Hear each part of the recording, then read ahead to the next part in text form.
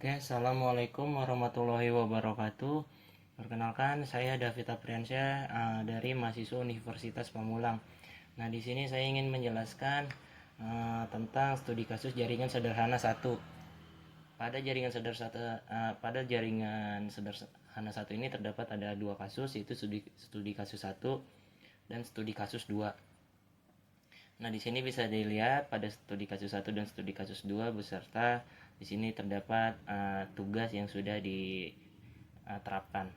Oke, langsung saja saya sudah coba membuat kerangka jaringannya seperti pada studi kasus 1, hanya kerangkanya saja menggunakan Cisco Packet Tracer. Nah, oke, di sini pada Cisco Packet Tracer saya sudah coba membuat kerangkanya. Di sini pada end device-nya itu terdapat server dan PC, dua buah PC dan satu buah server. Sedangkan untuk network device-nya itu menggunakan router dan satu switch. Oke, pada studi kasus 1 ini di sini media transmisinya menggunakan kabel. Di sini saya menggunakan kabel, yaitu kabelnya itu kabel copper strike untuk menghubungkan switch ke PC, dan kabel automatically cross connection type-nya itu pada server ke switch dan router ke switch, seperti itu.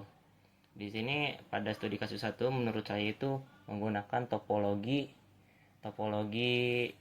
star, yaitu di mana topologi star ini menggunakan satu hub server, yaitu untuk kepala sebagai saluran transmisi jaringannya, seperti itu. Dan di sini terdapat studi kasus 2. Studi kasus 2 ini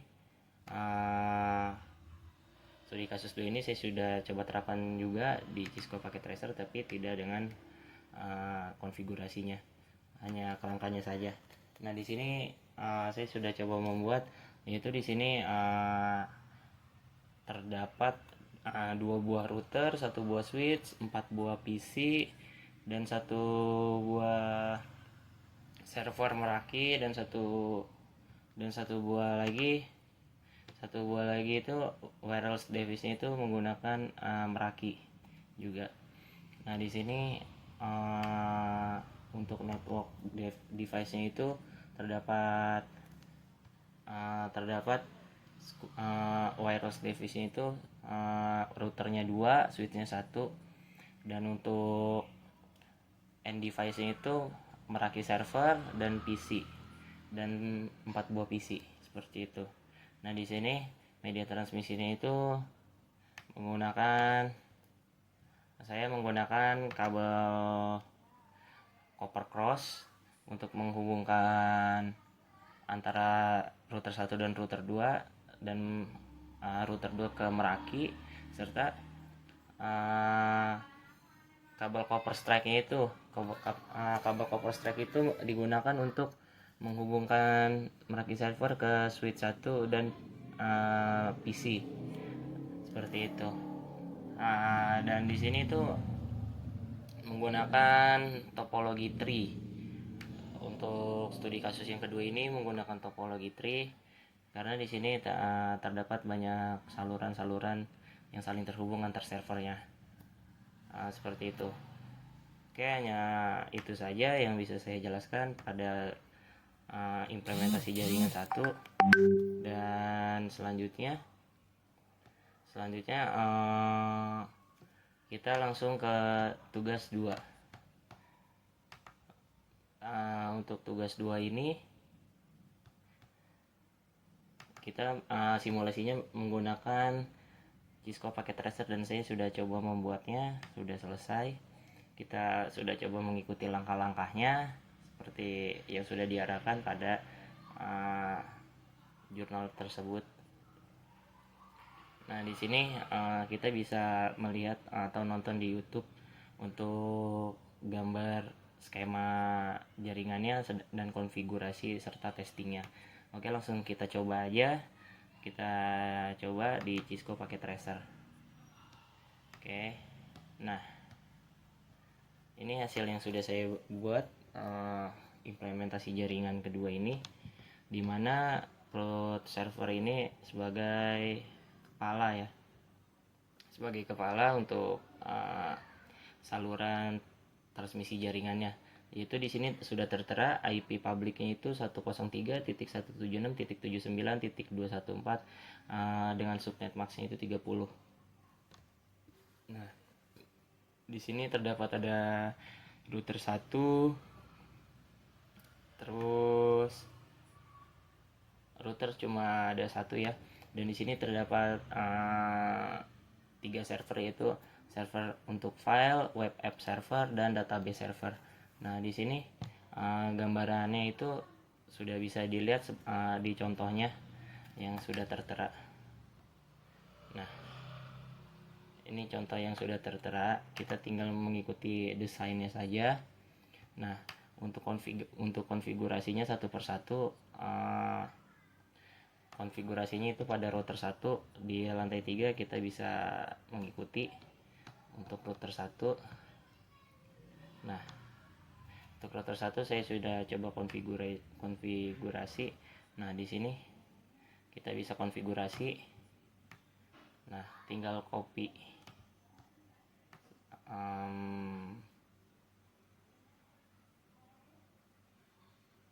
oke. Di sini kita bisa konfigurasi yang terdapat di modul. Oke. Yang terdapat pada modul di sini kita bisa copy paste saja. Kita bisa copy paste ini, kita salin, dan kemudian kita taruh di konfigurasi router 1 seperti itu. Nanti hasilnya kita sudah muncul, kita tinggal tanda silang saja. Kita lakukan hal yang sama sesuai arahan yang terdapat pada modul. Setelah konfigurasi router 1 selesai, kita bisa langsung ke switchnya itu switch 1. Nah, switch 1 ini yang ini ya, switch 1 ini kita konfigurasi juga sama seperti yang terdapat pada router 1. Nah, ini sudah selesai, saya sudah coba untuk membuatnya sama, tinggal copy paste saja mengikuti arahan yang ada di modul. Ketika sudah kita melakukan konfigurasi. Selanjutnya konfigurasi distribution switch lantai 2. Nah, kita langsung konfigurasi switch untuk lantai 2 dengan arahan yang sama, mengikuti arahan modul. Kita copy paste lagi, kemudian di exit. Ketika sudah konfigurasi masing-masing, kita exit. Nah, konfigurasi selanjutnya itu untuk switch lantai 1. Oke, kita langsung scroll untuk konfigurasi lantai 1-nya. Nah, ini. Nah, kita bisa lihat di sini untuk konfigurasi lantai 1 sama seperti konfigurasi yang terdapat pada lantai 2. Kita hanya mengikuti arahan modul. Kita tinggal copy paste saja, kemudian exit. Lalu kemudian kita konfigurasi access point. Di sini konfigurasi access point ini terdapat pada lantai 2 ya. Nah, ada komputer. Di sini kita bisa lihat access point itu 172. Kita bisa lihat di sini access point-nya 172.16.0.5. Oke. Kita bisa lihat access point-nya di sini. Oke. Untuk access point itu kita bisa mengikuti arahan yang sesuai ada pada modul. Oke, access point-nya kita bisa disable.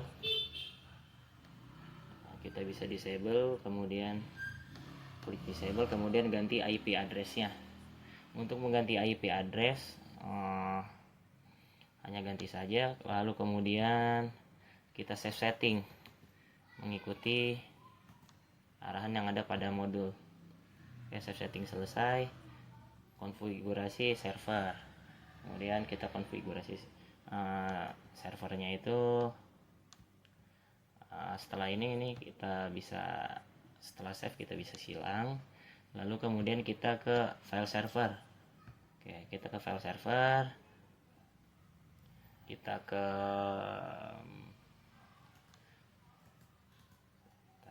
file server, kita ke file server, kemudian kita ke bagian, kita ke bagian config global. Di sini untuk config globalnya itu gateway-nya itu 172.16.0.1 dan DNS servernya itu 27.50.20.21, mengikuti arahan yang ada pada modul ya. Kemudian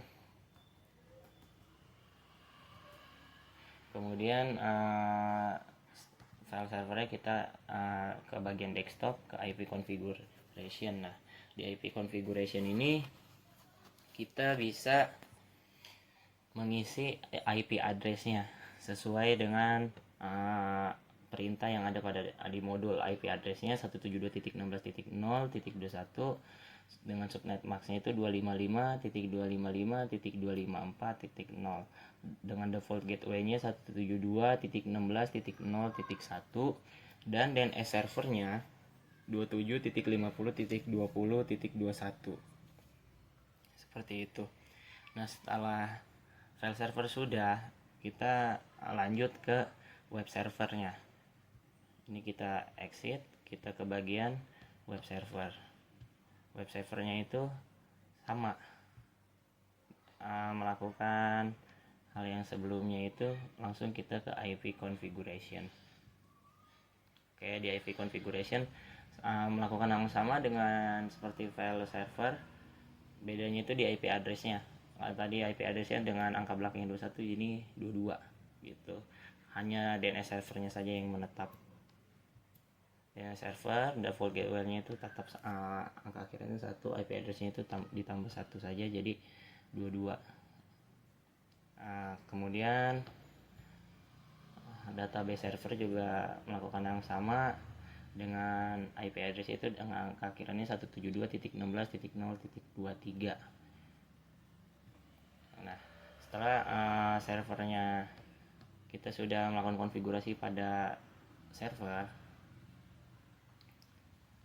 nah kemudian kita ke bagian laptop. Nah, di laptop ini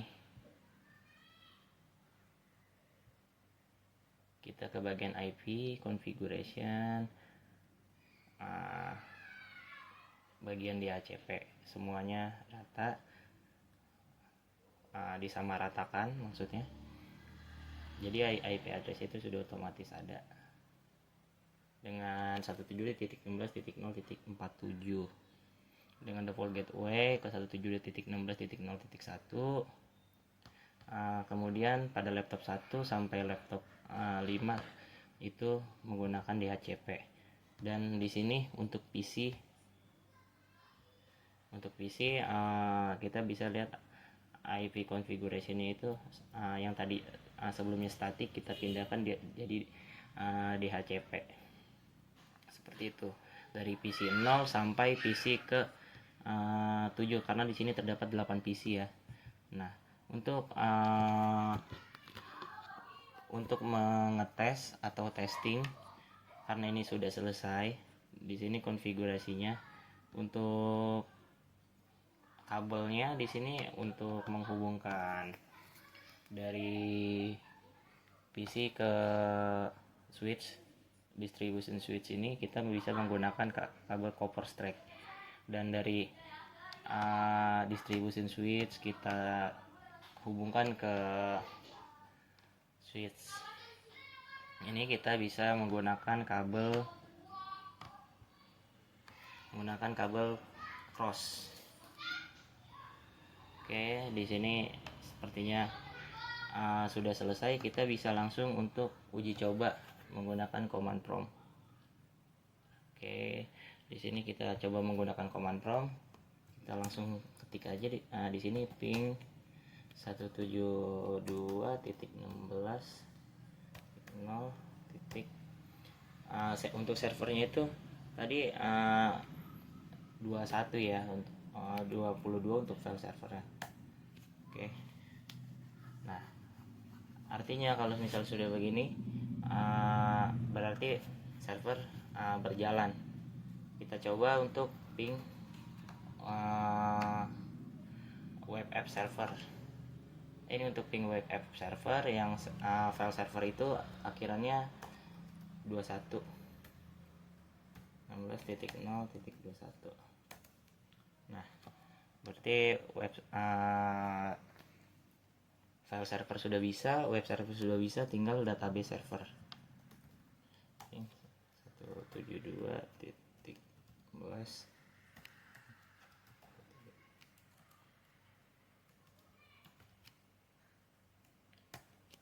Oke. Di sini masing-masing server sudah bisa digunakan oleh pada tiap laptop. Jadi laptop 1 sampai laptop 5 itu bisa digunakan. Laptop 0 sampai laptop 5. Dari ke-6 laptop tersebut sudah bisa digunakan untuk menerima atau mengirim data ke masing-masing server. Oke, kita sudah coba tes pingnya. Kita coba jalankan di web browsernya sesuai arahan yang terdapat pada tutorial di modul pp 172.16.0.22. Kita coba. Oke. Bisa misal seperti ini, berarti servernya sudah bisa digunakan. Oke. Untuk laptop sudah kita coba, hasilnya bisa. Dan sekarang kita coba PC-nya, apakah PC-nya bisa terhubung juga dengan masing-masing server. Mari kita coba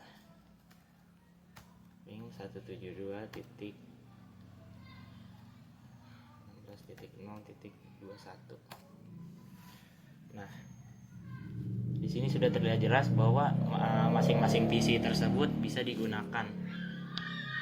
Selanjutnya kita coba ping 172.16.0.22.